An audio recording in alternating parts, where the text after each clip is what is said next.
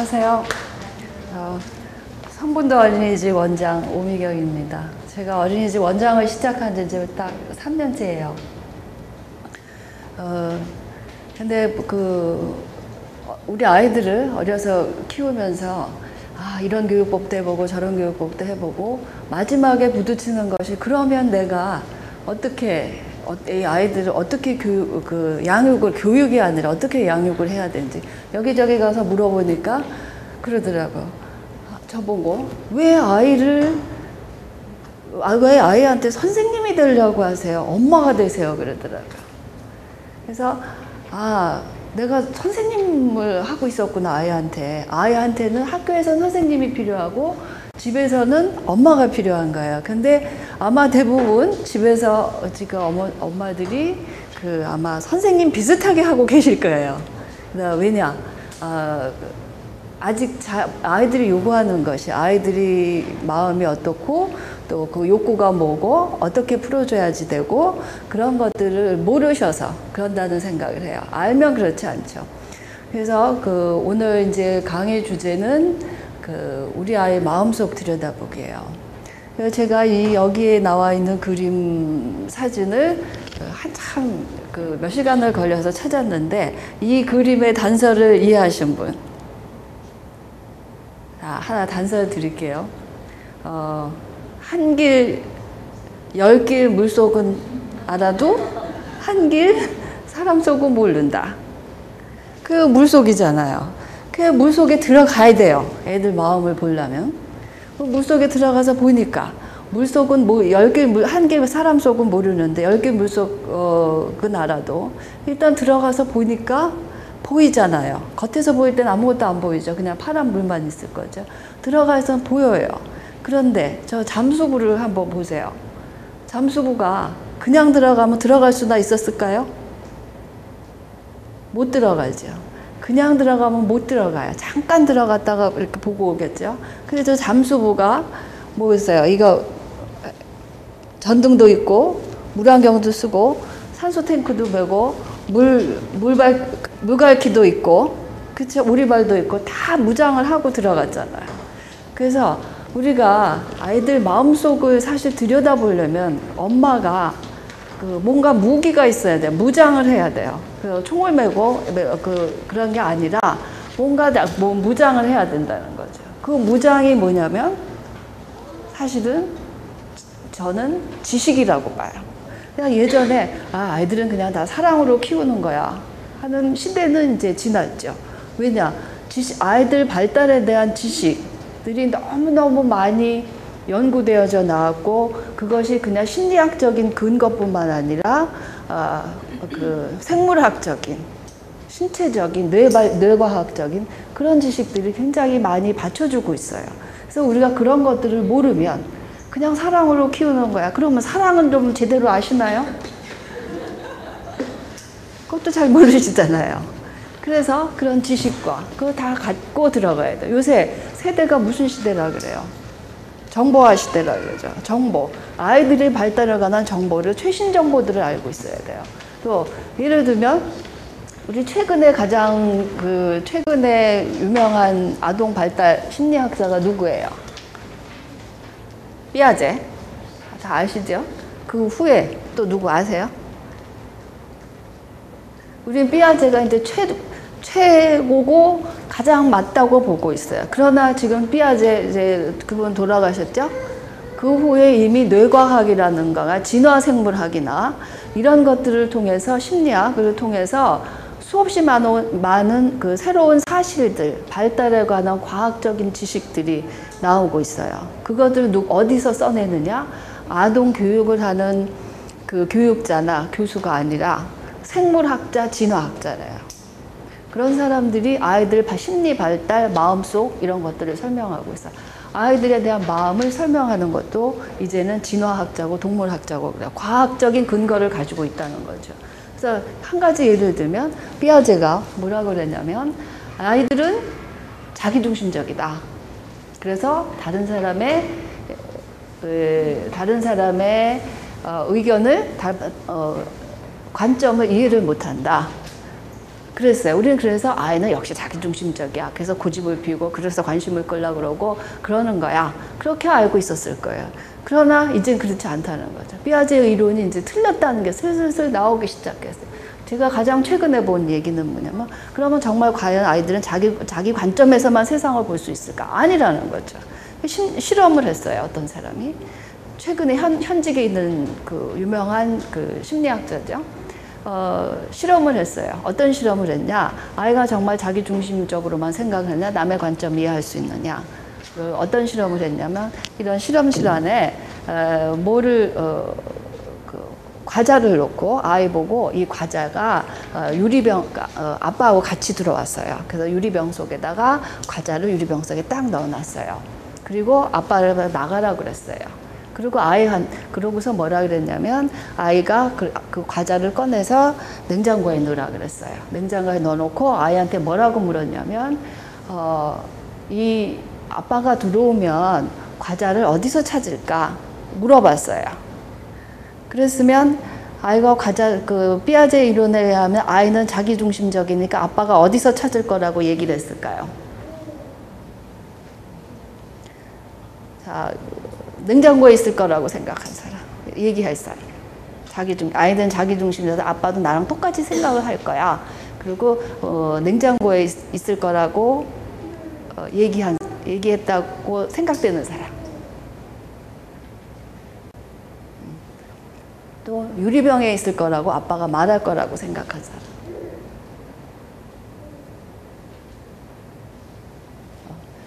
지금 숫자를 보면 피아제 이론에 많이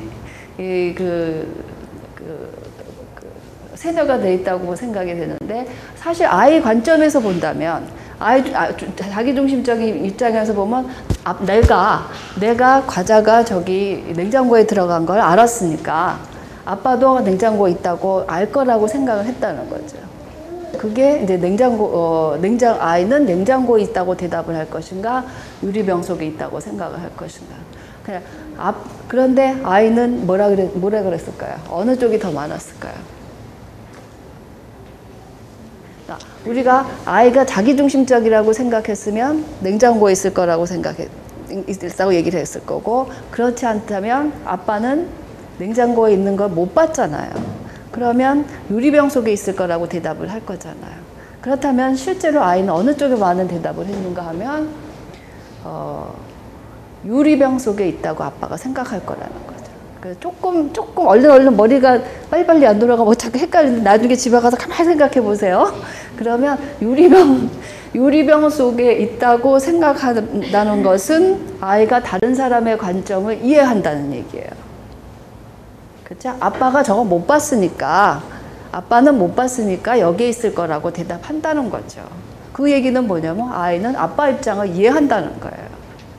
그런데 피아제 전의 이론은 뭐였냐면 아빠는 나랑 똑같아서 나 중심적이어서 나밖에 생각을 못하니까 아빠도 냉장고에 있다고 생각할 거라는 거죠. 근데 90% 이상의 아이들이 유리병, 4살 정도의 아이들이 유리병에 과자가 있을 거라고 아빠가 생각한다는 거죠.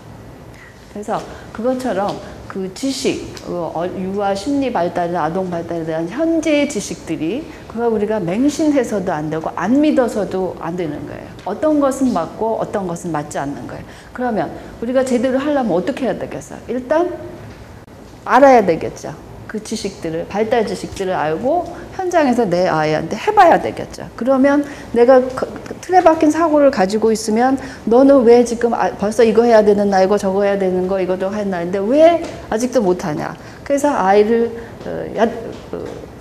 능력이 없는 아이를 보게 되는 거죠. 그러나 그 지식들을 가지고 이 지식이 틀릴 수도 있고 맞을 수도 있고 특히 내 아이한테는 옳을 수도 있고 옳지 않을 수도 있고 그런 사고를 가지려면 지식을 알아야 되고 우선 그렇게 하려면 어떻게 해야 돼요? 그 지식이라는 기준을 가지고 자꾸 관찰을 해야 돼요.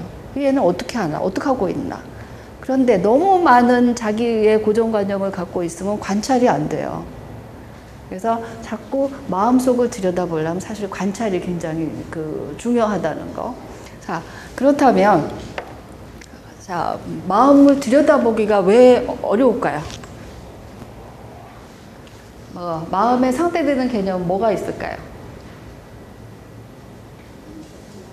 몸과 마음 그러잖아요. 그러면 두 개 몸과 마음이 상대적인 개념인데 몸은 볼 수 있어요, 없어요? 볼 수 있죠. 마음은 볼 수 있어요, 없어요? 볼 수가 없죠. 그래서 힘든 거예요. 그래서 몸은 3차원의 세계에 있어요. 우리가 눈으로 본 시간 공간 안에 이런 면적 그 공간 안에 마음은 몇 차원이에요? 4차원. 4차원은 보이지 않는 거예요. 시간, 여기 공간 안에 없는 거예요. 눈으로 볼 수 없는 거예요. 그래서 보기가 힘든 거예요. 그래서 아이들의 마음속을 들여다보려면 눈으로 볼 수 있는 것이 아니기 때문에 새로운 도구가 필요하다는 거. 그 도구가 뭐냐면 지식이라는 거. 새로운 정보라는 거예요. 이제 대학 졸업하고 우리 아이들 키운 얘기를 하면 여러분들 되게 재밌을 거예요. 웃겨서 재밌는 게 아니라 제가 왜 부모교육 강사가 됐겠습니까? 얼마나 속상하면 됐겠습니까? 나는 잘한 것 같은데. 그래서 나는 잘한 것 같은 거를 그래도 감사한 게 한 아이는 난 잘한 것 같아서 정말 잘 커졌어요. 별로 문제가 없이. 두 번째, 똑같이 연이어서 경험도 큰아이 키운 경험을 가지고 둘째 애를 키웠는데, 아니, 남보다 더 많이 하고, 기도도 하고, 가서 뭐, 이렇게, 점도 쳐보고, 풍수도 해보고, 방을 이렇게 바꾸면 좋대더라, 그것도 해보고, 또 뭐 병원 가서 이렇게 심리검사뿐만 아니라 뇌파검사도 다 해보고, 별걸 다 하면서 제가 그랬을 때 그 마음, 그런 경험을 하면서 느낀 거는 뭐냐면, 도대체 타고난 게 더 많은 거야. 내 힘으로 내가 어떻게 할 수 있는 부분이 아닌가. 그런데 나중에 알았어요. 그동안 노력했던 것이 헛되지 않았구나. 근데 그 노력의 과정들이 이제 나중에 기회 있으면 여러분들도 듣게 됐지만 그 과정들이 아마 정말 들으시면 그런 점들이 남달랐구나 하는 것들이 있을 거예요. 주변에 저분은 참 애를 잘 키운 것 같다 그러면 살살 물어보세요. 어떻게 했고 그러면 분명히 나와 다른 게 있어요. 그거를 찾아내요. 그거를 들을 줄 아는 엄마가 사실 지혜로운 엄마예요. 아이들 교육은 장기 적립식 투자. 정말로 장기 적립식 투자예요. 그냥 되는 거 아니에요. 투자예요. 진짜 그렇게 보시면 한마디로 이제 아이 키우는 양육에 관한 장기 적립식 투자다. 어느 한 말도 뺄 수 없는 그 정확한 비유적인 말이에요. 그거 잘 생각해 보시고요. 겪은 것이 뭐냐? 그러면 뭐 타고났을까? 내가 잘 키우면 될까? 그래서 굉장히 속상해서 이 문제를 어떻게 풀까? 책을 엄청나게 많이 봤어요. 그러고 보니까 본성과 양육이라는 것도 열심히 책을 써놓은 사람들이 여럿 있었어요. 그 사람들이 누구냐면 또다시 아동학자가 아니라 진화생물학자, 동물학자들이었어요. 그러니까 그런 사람들이 새로운 과학적인 근거를 가지고 또 양육을, 본성을 설명을 하는 거예요. 그러면 여기 그림에서 보듯이 그러면 우리 아이들 키우는데 그 마음은 타고난 것일까? 유전자 지도예요. 타고난 것일까? 아니면 내가 요 정도의 아이, 내 지금 손에 들고 있는 요 묘목 있잖아요. 요 묘목 정도, 요 아이, 요만큼을 갖고 태어난 아이예요. 그러면 요만한 지금 나무가 태어났어요. 요만큼 컸어요. 뱃속에서 나왔어요. 그러면 요 조그만 묘목을 우리 화분에도 심을 수 있죠. 바깥에다도 심을 수 있어요. 그래서 바깥에 크면서 더 크게 자랄 수도 있고 화분에서 나약하게 자랄 수도 있어요.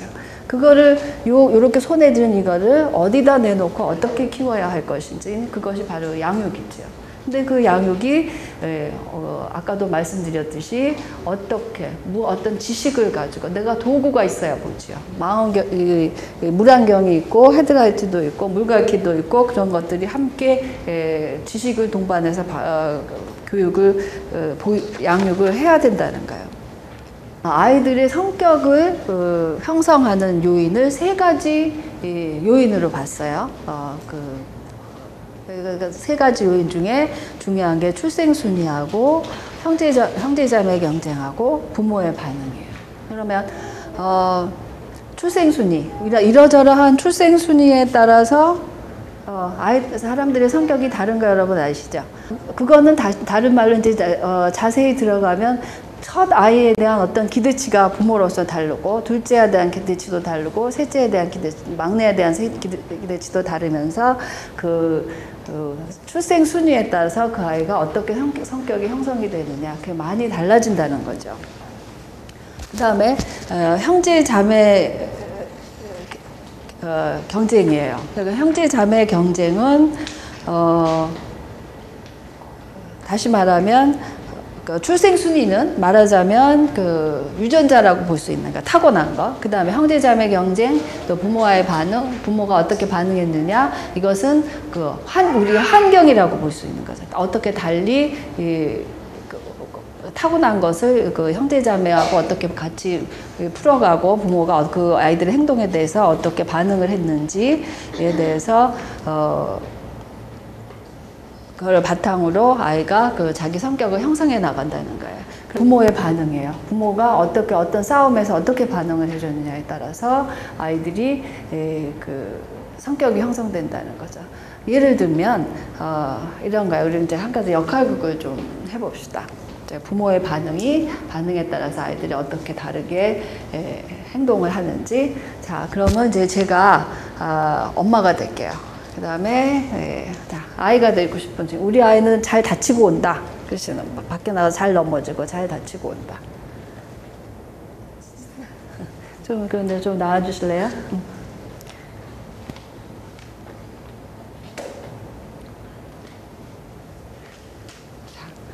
다치고 왔어요. 그럼 이제 제가 세 가지로 반응을 할 거예요. 자, 그럼 그 세 가지를 보면서 이제 여러분들이 판단하시면 돼요. 나는 어느 쪽에 들어가 있는지. 자, 다치고 왔어요. 그래서 제가 엄마예요. 그래서 이제 어떤 반응을 할까요? 밖에서 놀다가 여기 이제 까져갖고 왔어요. 자, 이제 시작. 엄마, 나 여기 다쳤어요. 호해주세요. 거봐, 조심해서 놀라 그랬지. 또 넘어져. 그래서 긴 바지 입고 나가라 그랬잖아. 알았어요. 엄마, 아프니까 반창고 붙여주고 호해주세요. 남자애가 뭘 그거 찍어 반창고 붙여달래. 그냥 놔둬. 괜찮아. 그래도 엄마 해주면 안 돼요? 그냥 놔두면 나 괜찮아. 남자애가 갖고 그거 찍어 그런 거 아니야. 됐어.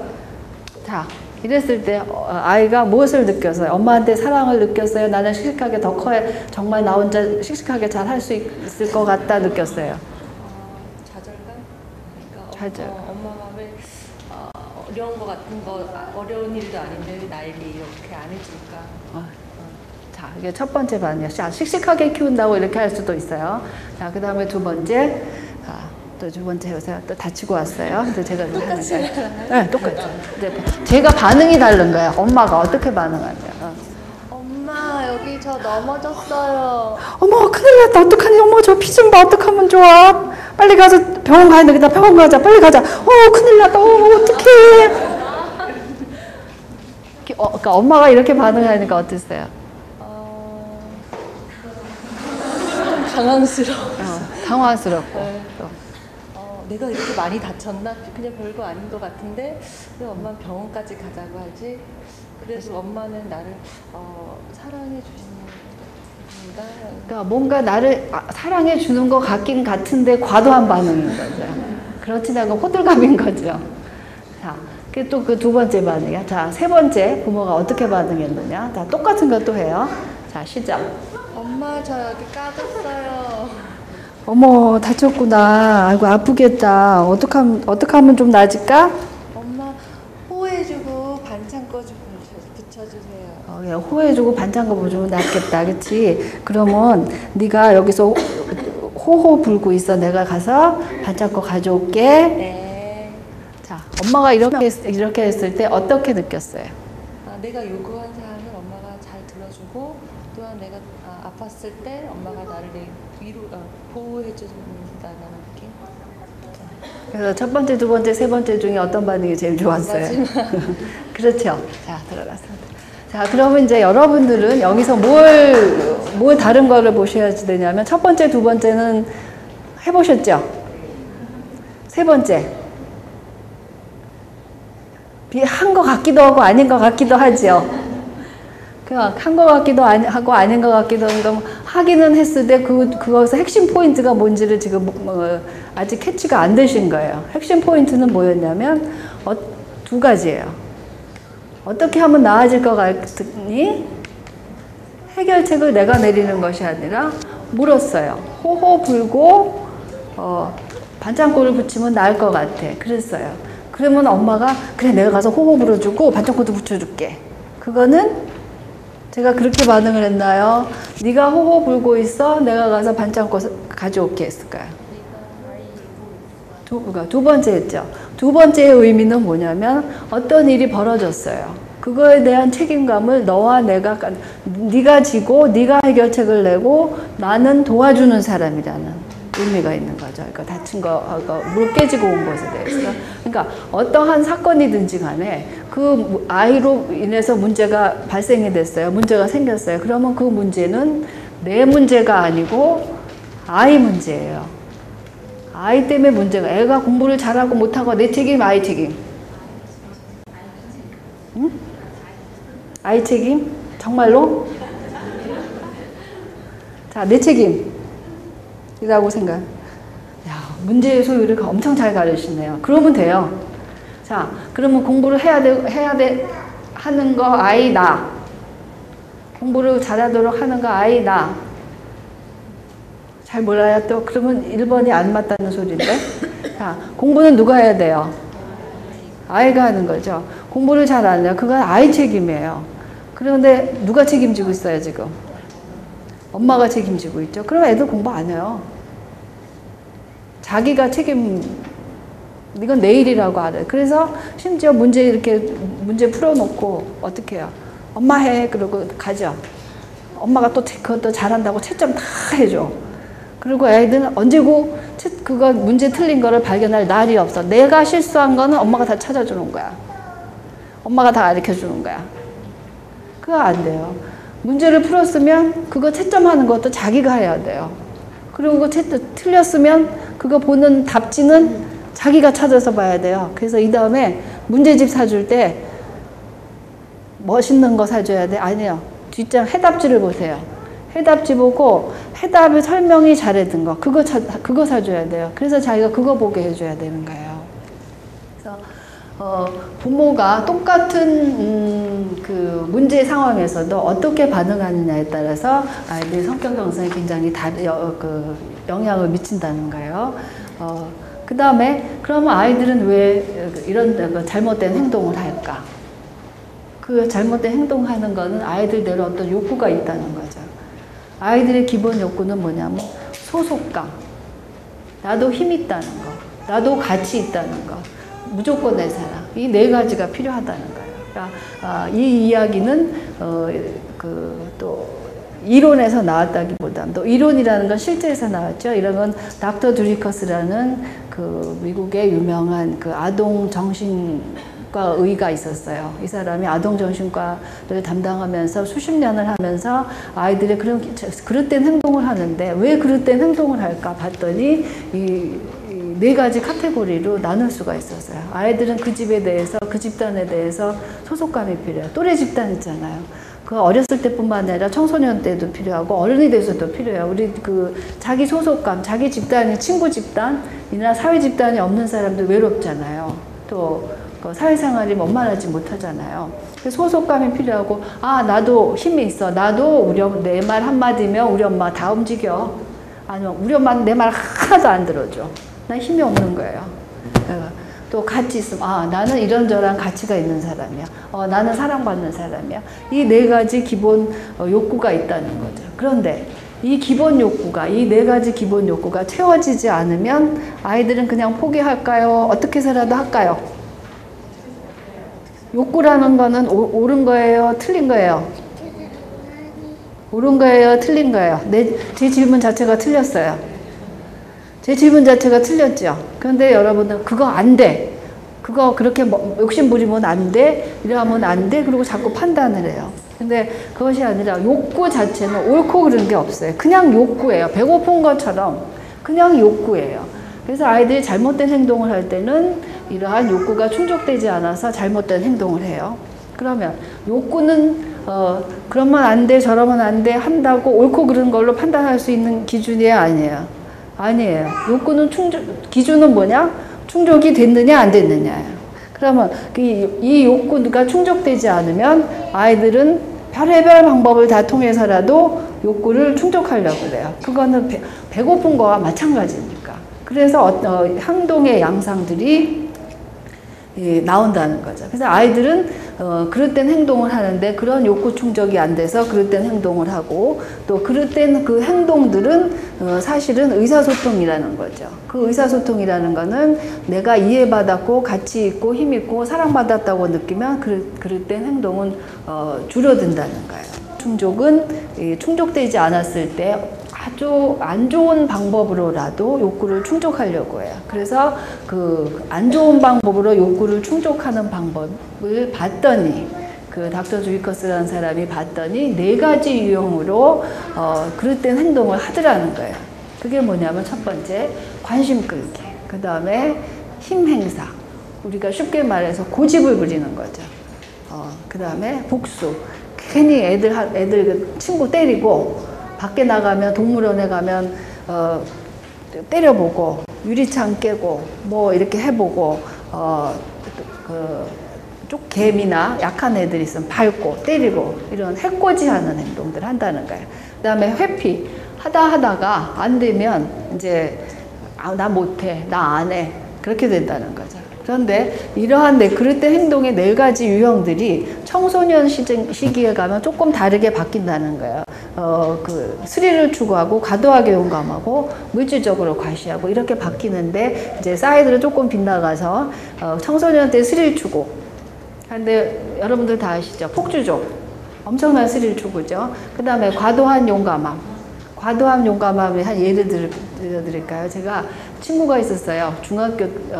아들이 중학교를 다녔는데 얼마나 용감한지 어느 날 학교에서 선생님이 오라 그래서 갔더니 얘가 도무지 이성적이 나올 애가 아닌데 거의 빵점 수준에 나왔다는 거예요. 그래서 아이한테 왜 그랬니? 그랬더니 얼마나 용감을 했는지 그게 학기말 시험인데 친구하고 내기를 했대요.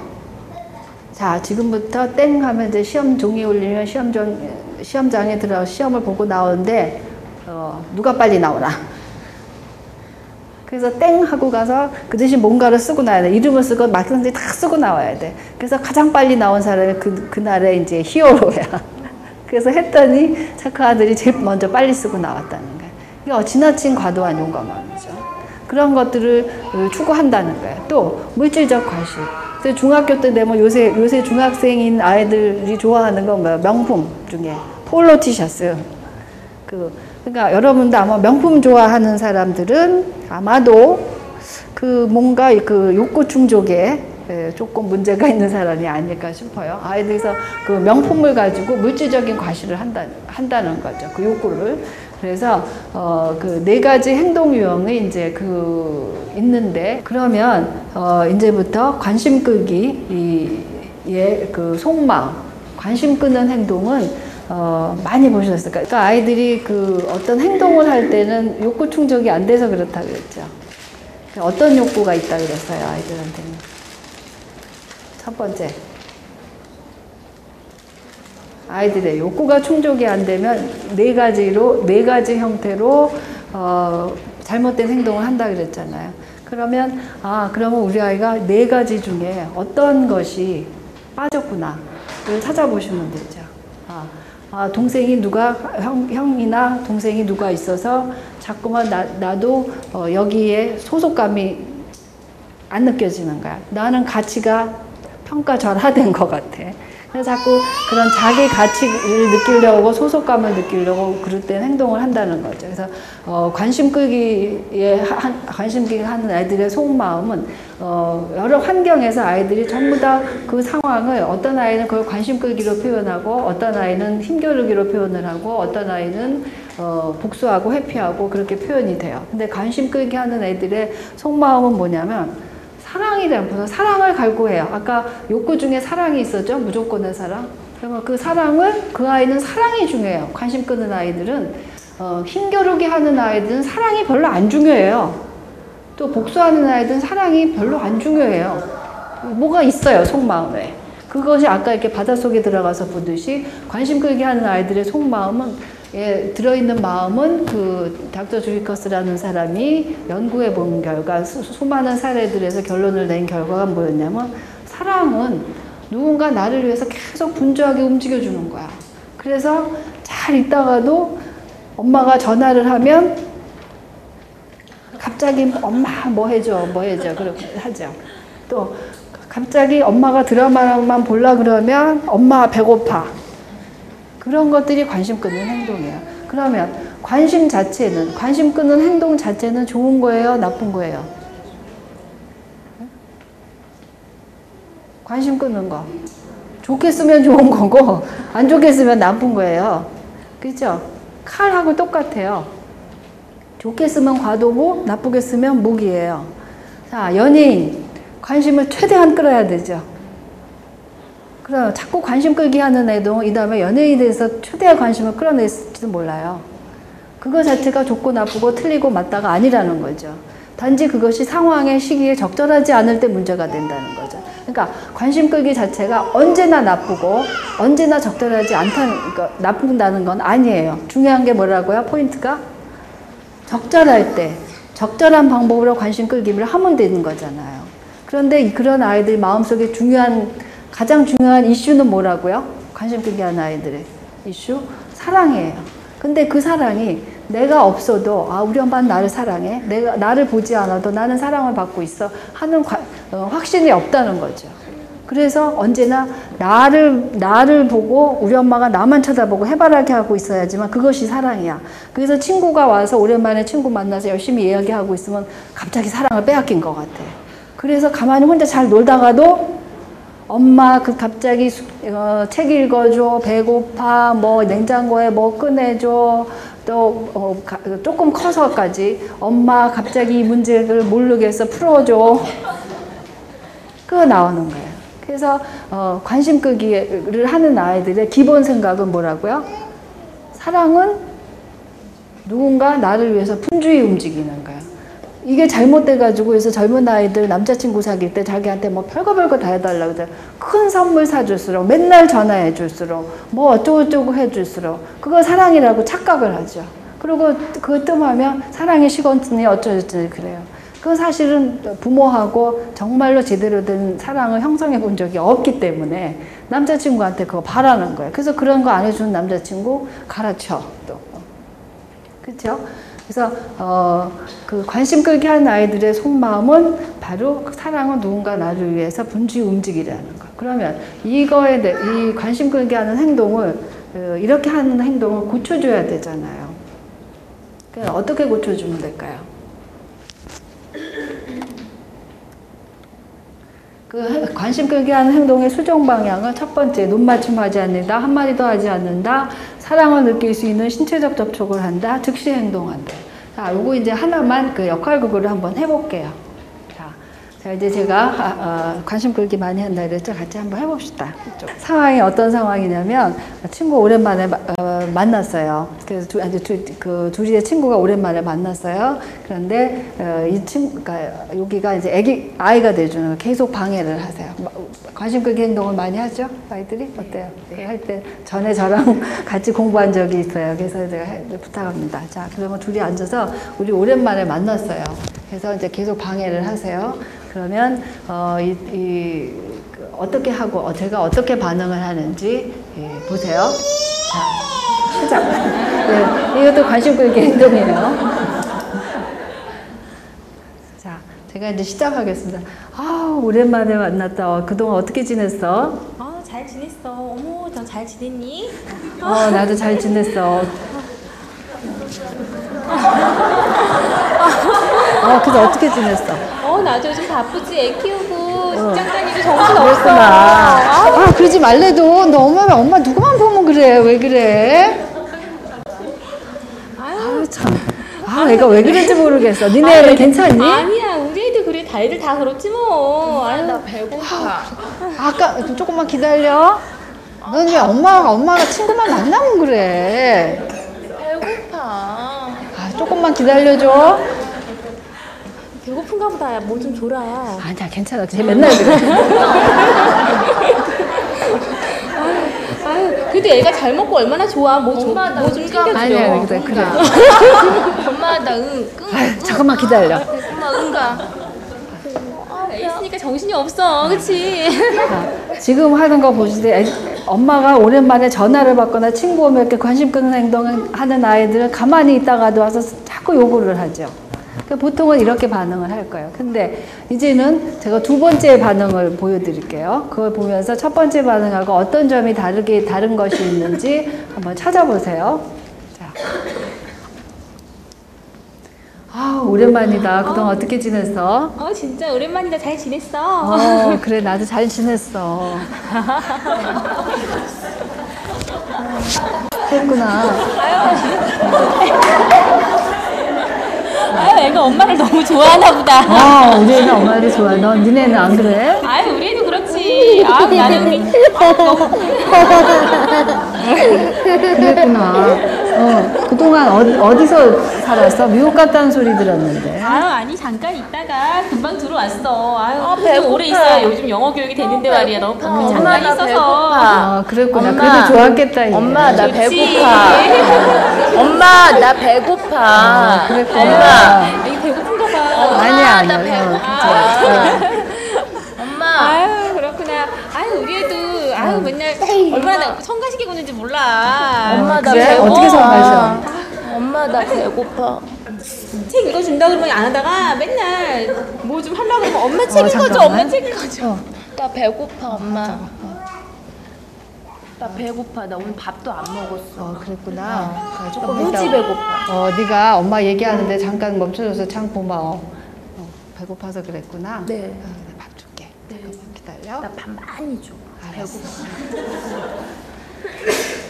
지금 굉장히 성가시게 해갖고 제가 되게 힘들었는데.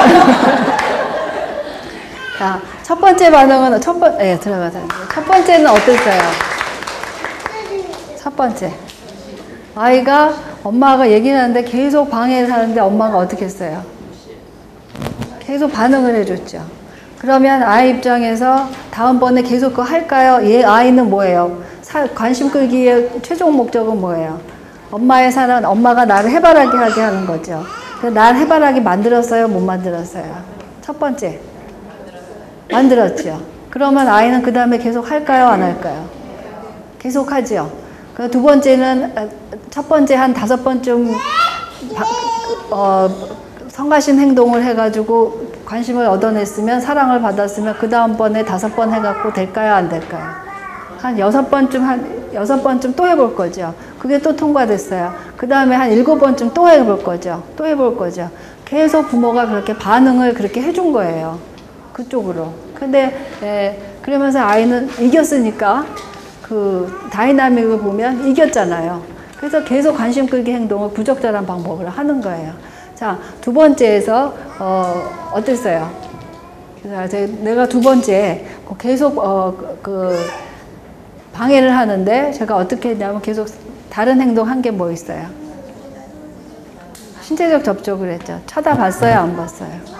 쳐다보지 않았어요. 그래서 조금 단수가 굉장히 높은 관심 끌기 행동을 해가지고 좀 힘들었는데, 자, 계속 쓰다주니까 어땠어요? 마음이 좀 편안하고요. 그냥 좋았던 것 같아요. 뭔가 잘 모르지만 엄마가 나도 생각을 해주고 있구나. 본심이죠. 네. 그리고 실제로 아이들이 아직 단수가 높지 않은 애들은 관심 끌기 이렇게 했을 때 쓰다듬어주면 어딘가 신체적인 접촉을 해주면 우선 본인이 내가 사랑받고 있구나를 느낀다는 거예요. 그래서 계속 쓰다듬어주고 정말 첫 번째 하지 말아야 될 게 뭐라고요? 그거 왜 이러고 관심을 돌려주면 안 돼요. 얘가 목적은 관심을 왜 하는 엄마의 고개를 돌리게 하는 게 목적이기 때문에 그 고개를 돌려주면 안 돼요. 대신 내가 너를 사랑하고 있다는 거를 신체적인 접촉을 통해서 반드시 표현을 해줘야 되는 거예요. 그래서 계속 쓰다듬어주고, 그 다음에 또 한 가지 발견하셨어요? 제가 한 행동 중에?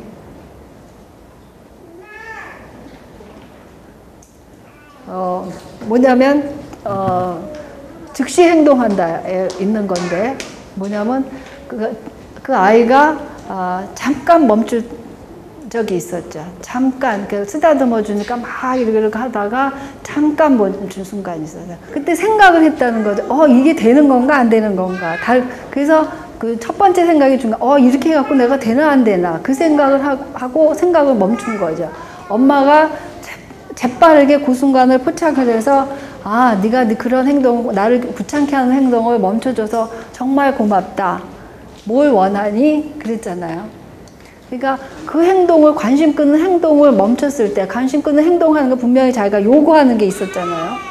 그 요구하는 것을 그때 그 관심 끄는 부적절한 방법으로, 바람직하지 않은 방법으로 관심 끄는 행동하는 거, 그 행동을 멈췄을 때 그때 반응을 해주라는 거예요. 그리고 그 모든 과정을 즉시 하라는 거예요. 이 세 단계 절대 벌써 이렇게 해서 눈 맞춤했으면 틀린 거예요. 그러면 그때는 그냥 원래 하는 대로 하세요. 하고 다음번에 제대로 하고.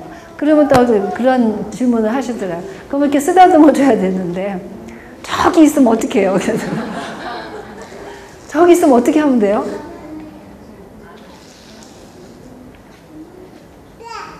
저기 있으면 어떻게 하면 될 것 같아요?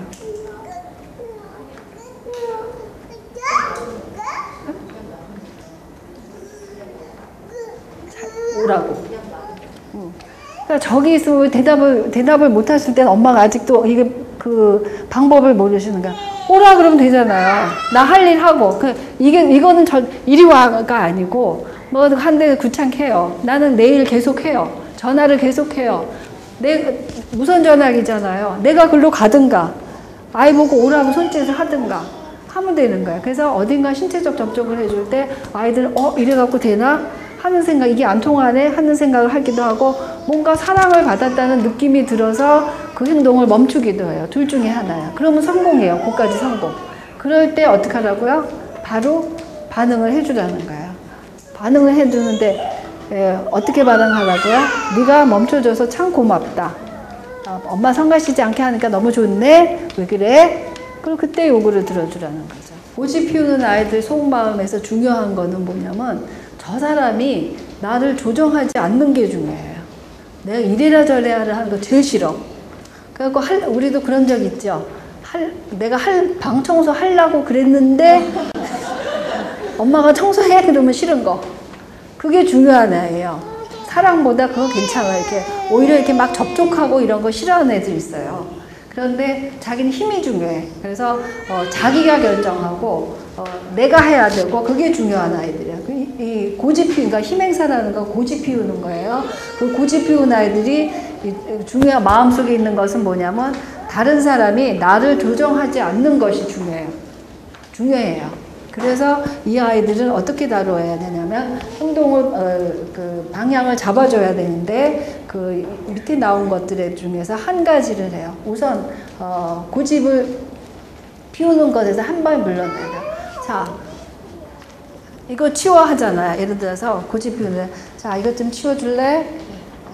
싫어하는 거예요. 싫어. 이것 좀 좀 치워. 싫어 엄마가 해. 치우래도 싫어 엄마가 해. 치워. 싫어. 그래서 계속 가는 거잖아요. 그게 고집이잖아. 그러면 보통 때 어떻게 생각이 드세요? 저 고집을 한번 꺾어야 말 거다. 근데 그렇게 해서는 문제가 풀리지 않는다는 거예요. 첫 번째 방법은 뭐냐면 자 다시 해볼게요. 보세요. 자 이거 좀 치워줄래? 싫어 엄마가 해. 치워봐. 싫은데 엄마가 해. 좀 치워봐.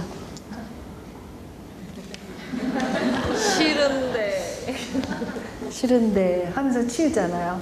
그러니까 우선 한 발 물러나는 거 거기서 같이 맞서지 않는 거예요. 자동차를 타고 가려면 셋벨트를 매야 되잖아요. 죽어라고 안 매는 거예요. 안 되겠고 매기는 매야 되고 그래서 어느 날 이제 생각을 한 거죠. 안 매. 그거는 관심 끌기 상황이에요. 힘겨루기 상황이에요. 근데 또 이거를 관심 끌려고 안 만다 그렇게 생각하면 진단을 잘못하신 거예요. 그래서 진단이 굉장히 중요해요. 4가지에 관한 진단. 그 모든 것을 관심 끌기로 보시면 안 돼. 이거는 힘겨루기 상황이에요. 나 이러고 고집 피우는 거야. 그러면 그래서 어떻게 했냐면 이 사람 그래 내가 아이가 힘 있음을 느끼게 할 수 있는 방법을 찾아줘야 되겠다 하고 어떻게 했냐면 자 이제부터 네가 시트벨트 대장이야.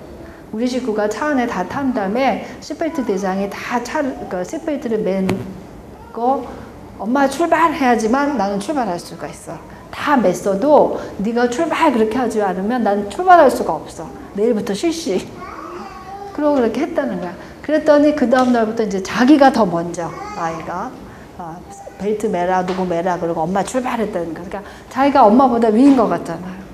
그래서 항상 힘 있음을 느끼게 해줄 수 있는 방법을 찾아줘야 된다는 거야. 그 다음에 공손하게 노하기를 가르쳐야 되는 거야. 그건 뭐냐면 아이들이 뭐가 싫어 안 해 싫어 안 해 하고 굉장히 불손하잖아요. 그러니까 또 안 해 안 돼 싫어를 하면 돼요 안 돼요? 그거 좋은 거예요 나쁜 거예요?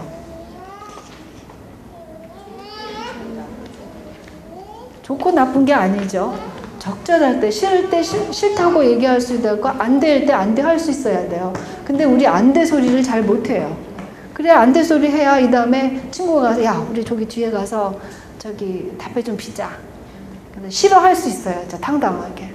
자 우리 저기 가서 본드 좀 이렇게 뭐 해보자. 근데 싫어. 그럴 수 있어야 돼. 그때 친구가 무서워가지고 안 돼 소리를 못하게. 왜 어렸을 때 안 돼 소리를 하고 엄마한테 흐지하단 말이야. 그때 가서 이제 할 때는 안 하고 할 때는 못 하고 못 할 때는 하고 거꾸로 되는 거예요. 그 대신 노가 좋고 나쁜 거가 아니에요. 적절할 때 적절하게 써야 되는 거예요. 그러면 가르치려면 공손하게 노하는 자기가 싫을 때는 공손하게 노하는 싫어요를 가르치라는 거죠. 너 지금 엄마 저기 쓰레기 좀 갖다 버려다 줄래? 하는데 싫어하라 그러세요. 싫으면 싫다고 얘기하라. 싫어. 대신 엄마한테 예쁘게 말해줄래? 아니 엄마 다음에 그렇게 엄마 내가 지금은 바쁘니까 이따가 해줄게요. 그렇게 얘기할래? 그리고 싫어라는 말을 잘 예쁘게 하도록 가르치라는 거예요. 그 고집 피우는 아이들은. 그래서 우리는 싫어하면 너 왜 안 하니? 뭐 엄마를 하나도 안 도와주고 뭐 이유가 많죠. 싫어할 때 싫어할 수 있게 가르쳐야 되는 거예요. 그래서 그 다음에 선택권 주기. 선택권 주기를 고집 피우고 또 고집 상황이 언제 많이 벌어지면 너 이 닦을래 안 닦을래? 이 닦아야 돼. 그거 많이 하잖아요. 이 닦는데 싫어 안 닦어 그러잖아. 그거하고 고집 피우기 서로 엄마하고 아이하고 잘 시갱이 잘하죠. 닦을래 안 닦을래? 안 닦어.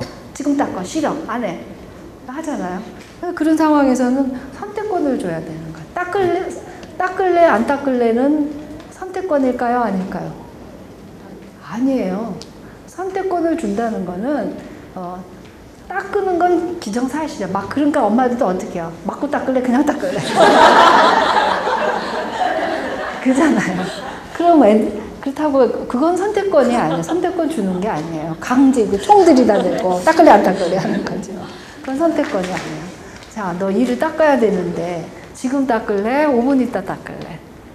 잠자기 전에 닦을래? 10분 있다 닦을래?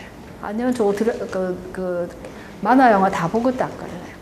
이런 선택권을 주라는 거야. 결론은 뭐예요? 닦는 거예요. 이 안 닦으면 안 되는 거잖아요. 그렇다고 그래 너 그때 설명을 한다고 너 이를 안 닦으면 이빨이 썩어서 돈이 얼마 들고 뭐 벌레가 기어 나와서 어쩌고 그거 아무리 논리적인 설명을 해도 당장 벌레가 나왔으면 당장 아팠으면 애들 닦았을 거예요. 근데 그거는 시간이 너무 결과를 보기에 시간이 너무 오래 걸리는 것들이잖아요. 그거를 이제 우리 말로 논리적 귀결이라 그래요. 자연적 귀결, 논리적 귀결이라 그래요. 자연적 귀결이라는 건 뭐냐? 그 결과를 보기에 시간이 너무나 오래 걸리는 거. 이런 것들은 기다릴 수가 없잖아요. 이 썩는 건 너무 시간이 오래 걸리죠. 이럴 때는 선택권을 주는 거예요. 옳다 그르다를 가려주고 너 두고 보자 그러는 게 아니고 선택권을 이따가 자 우리 이제 떠날 거야. 이제 자 할머니 집을 향하여 내일 출발하는데 자 빨리빨리 준비해가 보자. 지금 10분 있다 갈래? 20분 있다 갈래? 이제 우리 집에 갈 거야. 자, 누구 놀고 갈래? 물 한 잔 마시고 갈래? 계속 선택권을 주는 거야. 조금 이따 가자 그런 게 아니고 계속 고집 피우는 아이들 싫어 안 돼 이런 거 많이 말하는 아이들은 항상 선택권을 줘야 돼요. 그 다음에 기발란 방법으로 반응하는 거예요. 자, 목욕 샤워를 하자 근데 죽으라고 안 해요. 너 벌레가 어떻고 땀이 나서 어떻고 땀띠가 나고 뭐 냄새가 나고 뭐 난 너가 더러워서 안 자고 이런 얘기 백날 해봐야 애들 딱 그렇다고 우리 엄마 기분 좋게 해주기 위해서 내가 샤워를 해야 되겠다 그러고 하던가요? 안 해요. 안 해. 그것도 싫어 그래요. 기발란 방법. 신난다. 우리 목욕탕 가서 초산하자. 물총놀이 하자. 기발란 방법. 그럼 밖에 나가서 우리 샤워 틀어놓고 같이 하자. 뭐 그런 식의 기발란 방법들을 생각해내야 된대요. 그 다음에 윈윈 협상. 그 윈윈이 뭔지 아시죠? 너도 이기고 나도 이기고. 근데 이를 닦고 안 닦고 이기고 지는 게 어디 있어요? 그거는 이겨야 되는 거잖아요.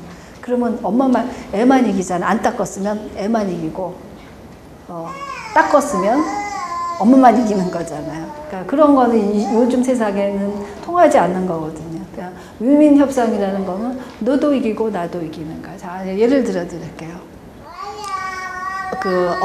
이 책을 쓴 엄마가, 강연을 하게 되고, 부모교육 강연을 가게 됐어요. 그런데 이제 아이들을 데려가는 그런 모임이었어요. 그래서 아이들을 데리고 갔는데 자기 아이를 보니까 굳이 이렇게 무릎 떨어진 이렇게 해진 청바지 같은 거 있잖아요. 무릎 너덜너덜 그걸 입고 가겠다는 거예요. 그러니까 엄마가 창피하잖아요. 어떻게 부모교육 강사인데 아이가 그냥 다 떨어진 청바지에 너덜너덜하고 입고 그러니까 설득을 하다 이 엄마한테 새 바지 입어 싫어 그러다가 이 엄마가 기발나는 생각을 한 거죠. 야, 네가 다 떨어진 바지 입으면 너만 이기잖아. 나도 좀 이기고 싶다. 그랬어요. 그랬더니 아이가 그때서 생각을 한다는 거죠. 그랬더니 조금 있다가 막 2층에서 내려오더래요. 엄마, 내가 기발난 생각을 했어. 그랬더래요. 그래서 어떻게 하려고 그러는데, 엄마, 기발난 생각이 뭐냐면 내가 속에다는 다 떨어진 청바지를 입고 위에는 엄마가 입으라는 바지를 입게. 그래서 거기 누구누구 내 친구도 온다고 그랬었는데 내가 친구들하고 놀 때는 겉에 바지를 벗고 엄마 옆에 있을 때는 겉에 바지를 입고 그러고 있을게. 그러고 진짜 그러고 갔다는 거야. 그것이 윈윈이죠. 엄마도 이겼고 아이도 이겼다는 거야.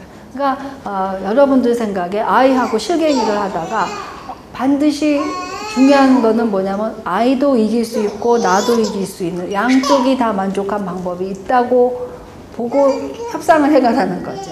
누구만 한쪽만 이기는 거예요. 저거 도저히 그게 안 돼서 그래 이번엔 네가 이겨. 이번엔 내가 이길게. 협상이라든 언제나 지거나 언제나 이기지 마시라는 거예요.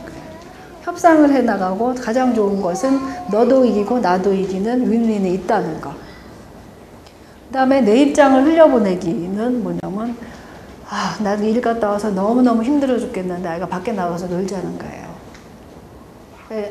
이것도 해야 되고 저것도 해야 되고 큰애도 봐줘야 되고 밥도 해야 되고 내일 아침 나갈 준비도 해야 되고 그래서 힘든 거죠. 아이는 밖에 나가서 놀자는 거예요. 그럴 때 내 입장을 흘려보내. 그래 오늘 그냥 피자 시켜 먹고 나가서 신나게 놀자. 그냥 나가 놀라 그런 거예요. 그러니까 이 방법은 관심 끌기 하는 행동이 하는 애들을 지금의 이 방법으로는 하나도 안 고쳐져요. 또 힘겨루기 하는 아이들을 관심 끌기 하는 진단 방법, 행동 수정 방법을 썼을 때 하나도 안 고쳐져요. 중요한 거 또 말씀드리지만 어떤 진단을 잘하는 거예요. 그 다음에 시그널 사용하는 거. 이거 대부분 시그널 사용은 언제 하냐면 내가 반복해서 잔소리하게 될 때 있죠. 너 또 그랬니? 예를 들면 학교에 도시락을 집에서 학교에서 이제 도시락 급식으로 먹잖아요. 그러면 숟가락은 자기가 가져가죠. 그럼 숟가락을 맨날 잊어버려요. 그러면 숟가락을 맨날 잊어버리면 또 할머니 할아버지서부터 다 나와요. 너는 누구를 닮아 그렇게 맨날 잊어버리니? 까마귀 고기를 먹었니? 어떡하니? 그리고 매일 야단칠 것이 아니라 애도 지겨워요. 똑같은 거 자꾸 잊어버리는 걸 어떻게 해? 근데 자꾸 잊어버리는 것이 사실은 저 또 알고 보니까 그 뇌 구조상 그 어떤 영역이 발달하지 않으면 자꾸 잊어버린대요. 실제로. 그런 거, 그래서 그런 걸 어떻게. 아이들 야단받고 싶어 그러겠어요. 그쵸? 그 숟가락 젓가락 안 가지고 가서 눈치 보고 오면 친구한테 빌려달라고 그러고 싶겠어요? 선생님한테 가서 선생님 숟가락 좀 빌려주세요 하고 싶겠어요? 아니란 말이에요. 자꾸 잊어버리면 어떡하겠어요? 그럴 때는 아이가 그 하나의 그 신호를 정하는 거죠. 야, 네가 맨날 숟가락 젓가락 안 가져가니까 내가 잔소리하기 싫고 너도 듣기 싫지. 그러니까 앞으로 이거 숟가락 가져가는 거 잊어버리지 않게 해서 너랑 나랑 신호를 하나 정하자. 그 둘이서 신호를 정해요. 자, 네가 숟가락을 안 가져갈 때마다 엄마가 어떻게 할까? 물어봐요. 그 신호를 정해요. 그럼 엄마가 이렇게 해. 그러면 앞으로 내가 이렇게 할 때는 네가 숟가락을 안 가져갔다는 거야. 그럼 네가 숟가락을 가져가. 그렇게 지금 잔소리 뭐 조상 나오고 머리가 나쁘고 어떻게 다 나오지 않고 손가락 하나로 해결하는 거잖아. 그래서 근데 둘이 정하는데 가장 중요한 것은 뭐냐면 절대로 내가 정하지 않는다는 거야. 함께 정해야 돼. 아이가 정해서 네가 내가 하라는 대로 다 할게. 네가 이렇게 하라면 이렇게 하고 이렇게 하라면 이렇게 할게. 그게 아니라 같이 정해야 된다는 거야. 같이. 그래서 내가 이렇게 하면 너 숟가락 안 가져간 거야. 뭐 이렇게 하면 젓가락 안 가져간 거야. 라든가 뭔가 그 신호를 둘이 합의해서 정하라는 거예요. 그것이 아이들이 그 잔소리를 덜 하게 되는 방법 중에 하나라는 거죠. 내가 관심 끌기 엄마 앞에서도 해보고 아빠 앞에서도 해보고 다 해봤어. 근데 별로 안 통해. 또 힘겨루기도 내가 고집도 피워봤고 이렇게 했는데 안 통해. 그래서 그 다음에는 이제 아이들이 깊이 더 들어가서 상처를 받았겠죠.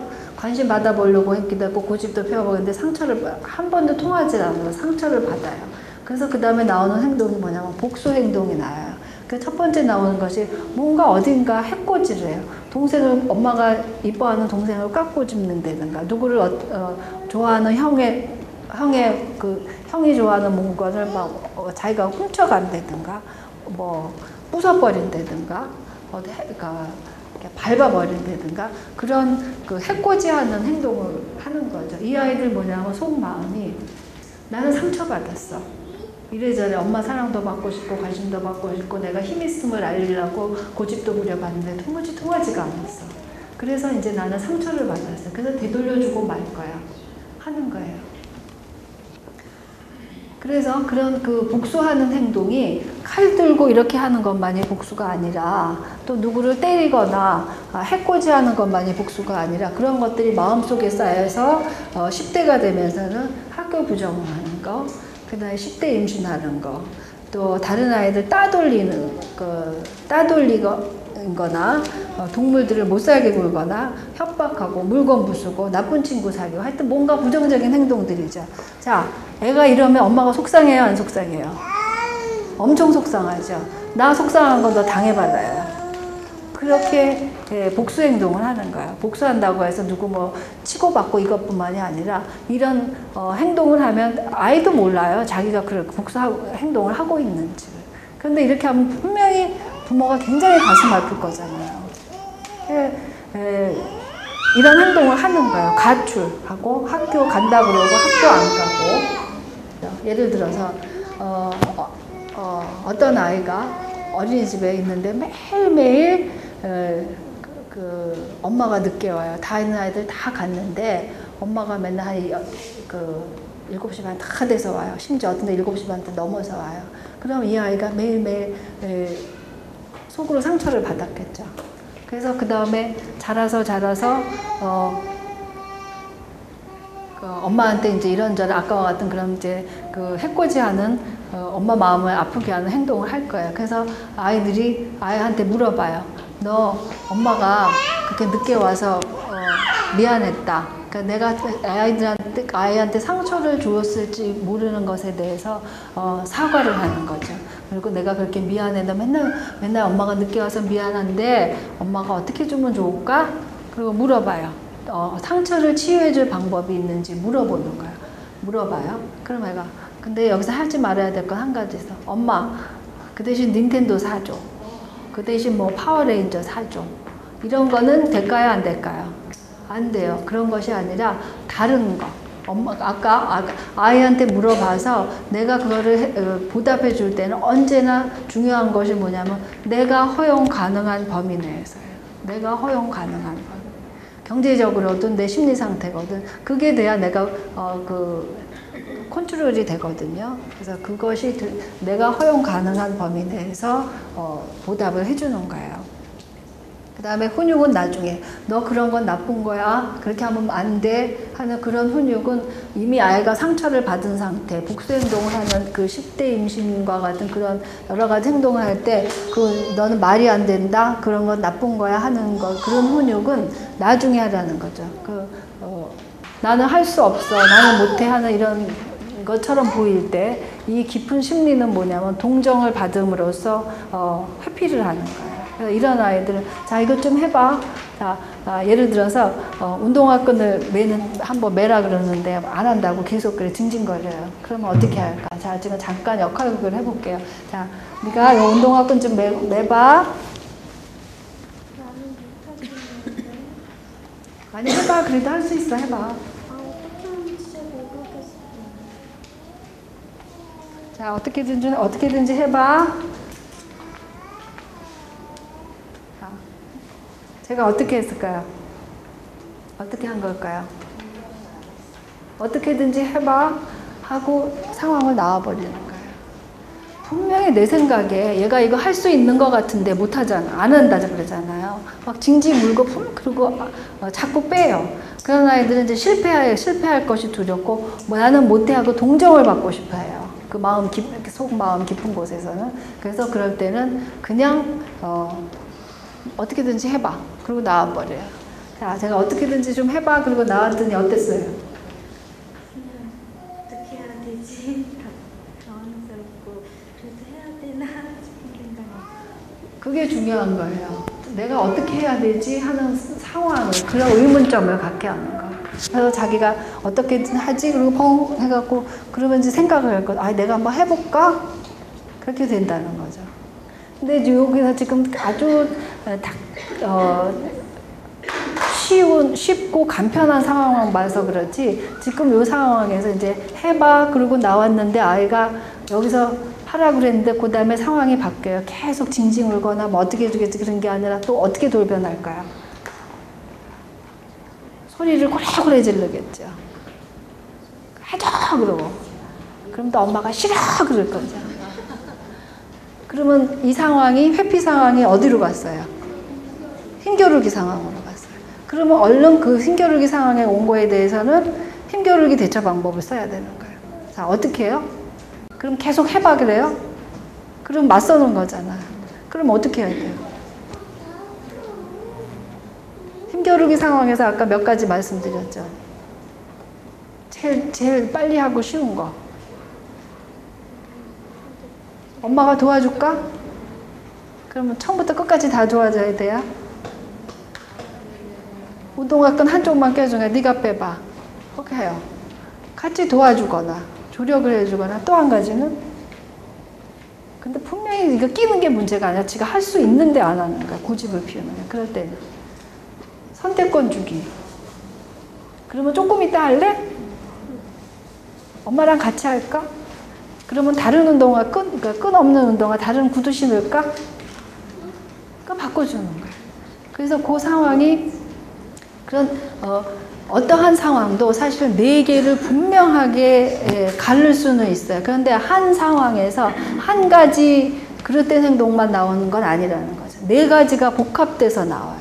그래서 그 순간순간마다 그 대처 방법을 잘 쓰셔야 되는 거예요. 자녀 교육은 뭐다? 마음속 들여다보는 기술은 뭐다? 뭐예요? 지식이에요, 지식. 그 지식들을 가지고 아이들을 들여다봐야 된다는 거.